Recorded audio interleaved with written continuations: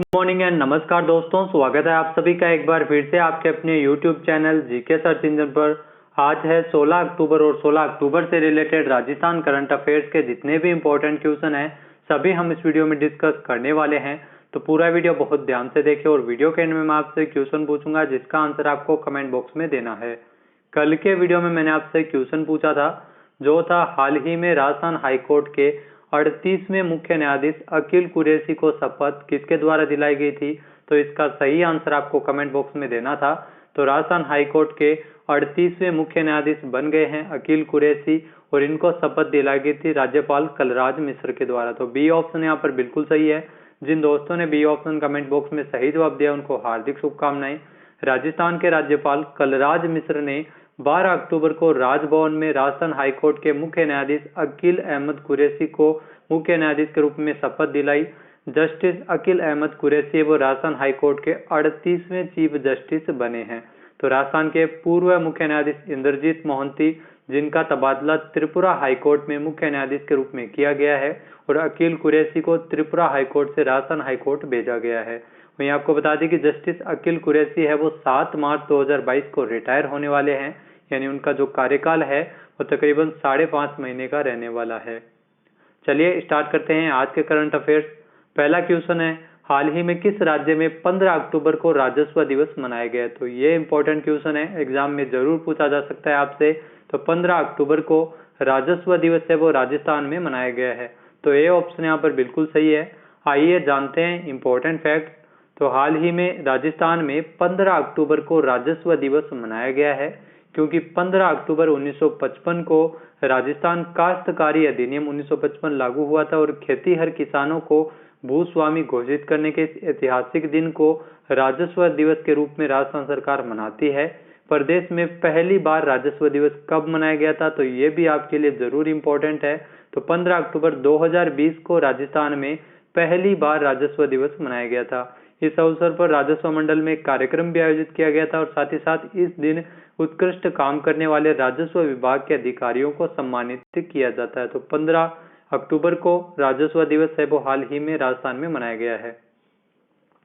Next यहाँ पे question है, मुख्यमंत्री अशोक गहलोत ने जयपुर में कितनी चिरंजीवी 104 जननी एक्सप्रेस एम्बुलेंस को हरी झंडी दिखाकर रवाना किया है।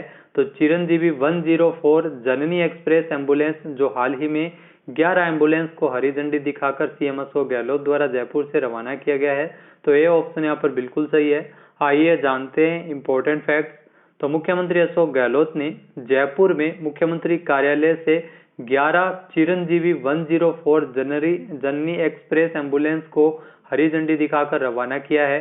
आपको बता दें कि राजस्थान में जो गर्भवती महिलाओं को 1 साल तक के शिशुओं को रेफरल परिवहन सेवाएं उपलब्ध करवाने के लिए प्रदेश में अब तक कुल 600 जननी एक्सप्रेस एम्बुलेंस संचालित की जा रही है, जिसमें 150 वाहन पुराने होने पर 150 नई चिरंजीवी 104 जननी एक्सप्रेस एम्बुलेंस है वो टंकी के आधार पर क्रय है वो की गई है, तो इनको बदला जाएगा। साथ ही साथ 11 नई एम्बुलेंस का सीएम अशोक गहलोत द्वारा 14 अक्टूबर को लोकार्पण भी किया गया था, जिसके अलावा जबकि 96 एम्बुलेंस को जिलों में उपलब्ध है वो करवा दी गई है। तो इस प्रकार कुल 107 नई एम्बुलेंस का लोकार्पण है वो सीएम अशोक गहलोत द्वारा किया गया है। जल्द ही नए वाहन भी उपलब्ध करवाए जाएंगे। नेक्स्ट यहाँ पे क्वेश्चन है, हाल ही में 15 अक्टूबर को जारी मास्टर इन मैनेजमेंट रैंकिंग में टॉप 100 में आईआईएम उदयपुर का कौन सा स्थान है। जी हाँ, 15 अक्टूबर को मास्टर इन मैनेजमेंट रैंकिंग जारी की गई है जिसमें टॉप 100 में आपको बता दें कि आईआईएम उदयपुर का 82वां स्थान है। ए ऑप्शन यहाँ पर बिल्कुल सही है। आइए जानते हैं इंपॉर्टेंट फैक्ट। तो 15 अक्टूबर को Indian institute of management Udaipur को फाइनेंशियल टाइम्स की जो सालाना मास्टर इन मैनेजमेंट रैंकिंग में लगातार तीसरे साल टॉप 100 में शामिल किया गया है। आईआईएम उदयपुर को इस सूची में 82वें स्थान पर रखा गया है। आईआईएम की जो एमआईएम रैंकिंग है वो टॉप 100 में शामिल किया गया है। आईआईएम उदयपुर को इसे बिजनेस स्कूलों के लिए उत्कृष्टता के प्रमुख संकेतकों में से एक माना जाता है। तो बिजनेस स्कूल है और इसी के आधार पर ये रैंकिंग है वो जारी की गई है। आईआईएम उदयपुर इस सूची में लगातार तीसरे साल ये स्थान प्राप्त करने वाला है, वो तीसरा संस्थान है वो बना है देश का। नेक्स्ट यहाँ पे क्वेश्चन है, हाल ही में किस राज्य सरकार द्वारा कृषि की पढ़ाई कर रही छात्राओं को अलग अलग कैटेगरी में 15,000 रुपए तक की आर्थिक सहायता राशि दी जाएगी? तो राजस्थान सरकार द्वारा कृषि क्षेत्र से संबंधित पढ़ाई कर रही छात्राओं को अलग अलग कैटेगरी में 15,000 रुपए तक की आर्थिक सहायता राशि है वो दी जाएगी। तो ये ऑप्शन यहाँ पर बिल्कुल सही है। आइए जानते हैं इंपॉर्टेंट फैक्ट्स। तो हाल ही में राजस्थान सरकार की ओर से घोषणा की गई है जिसमें कृषि की पढ़ाई कर रही छात्राओं को अलग अलग कैटेगरी में 15,000 रुपए तक की आर्थिक मदद है वो दी जाएगी। सीएम अशोक गहलोत की इस योजना के तहत कृषि की पढ़ाई कर रही लड़कियों को आर्थिक प्रोत्साहन राशि है वो दी जाएगी।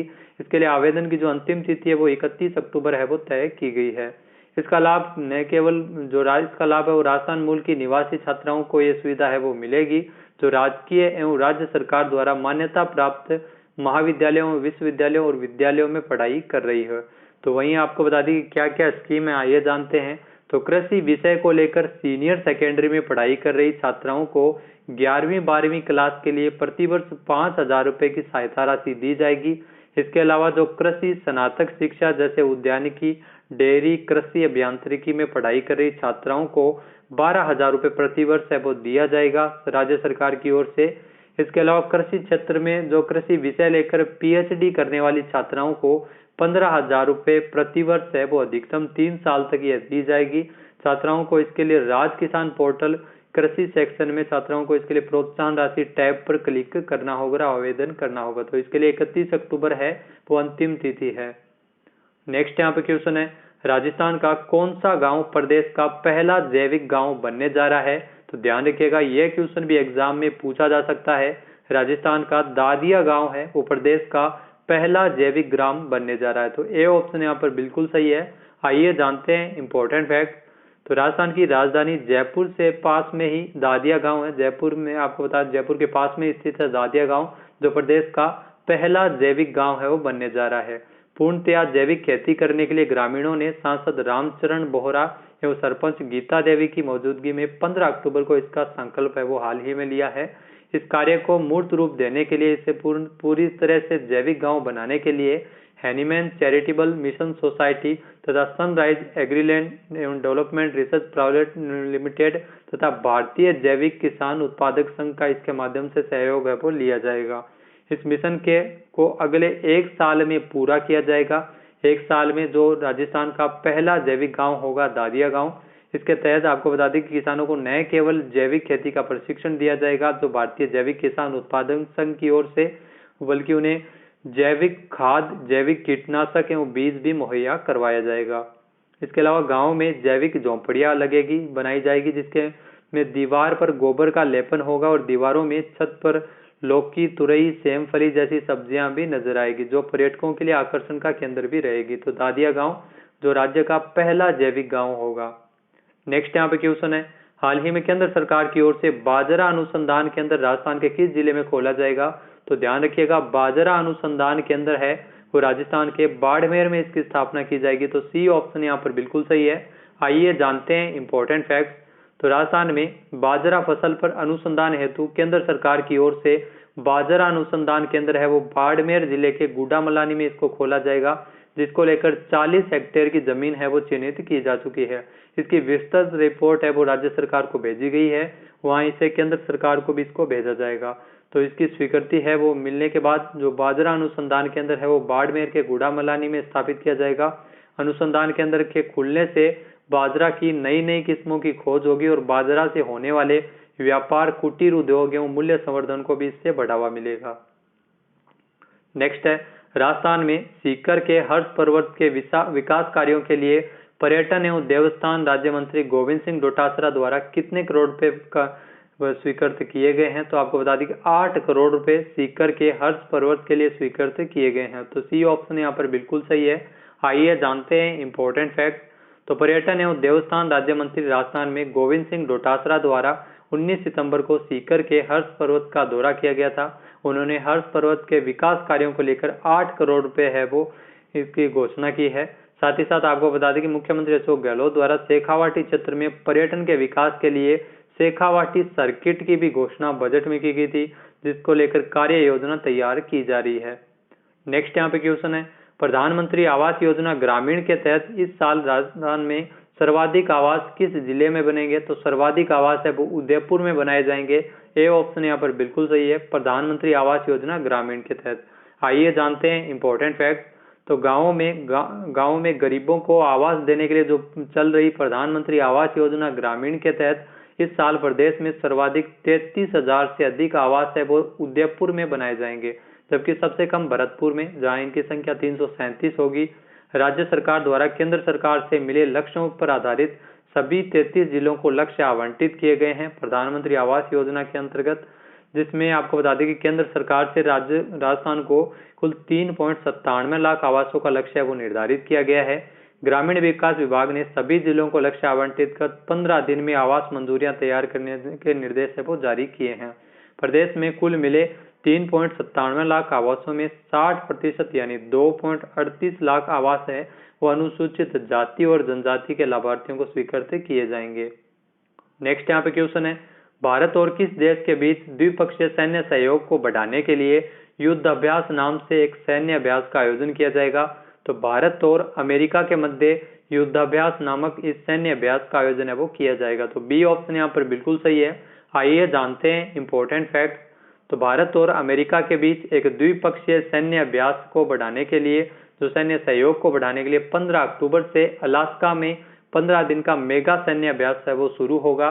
भारतीय सेना ने बताया कि युद्ध अभ्यास नाम से इस सैन्य अभ्यास का 17वें संस्करण का आयोजन है वो अलास्का अमेरिका में किया जाएगा 15 से लेकर 29 अक्टूबर तक।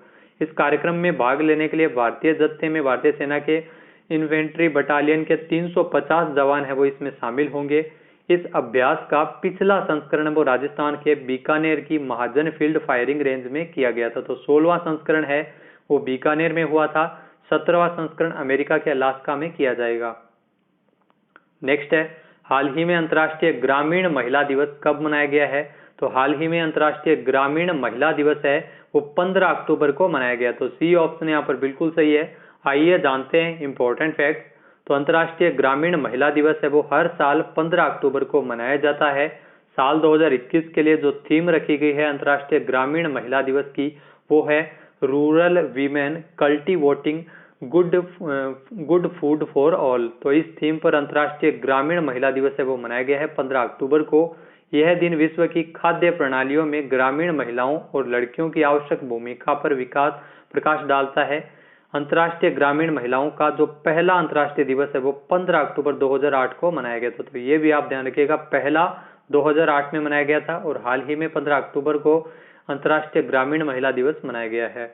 बात कर लेते हैं आज के हमारे क्विज की। तो आज का हमारा क्विज है, राजस्थान के किस जिले में स्थापित बोरानाडा के 3 औद्योगिक पार्क है वो केंद्र सरकार के इंडस्ट्रियल पार्क रेटिंग जो सिस्टम में टॉप 10 में शामिल हुए हैं?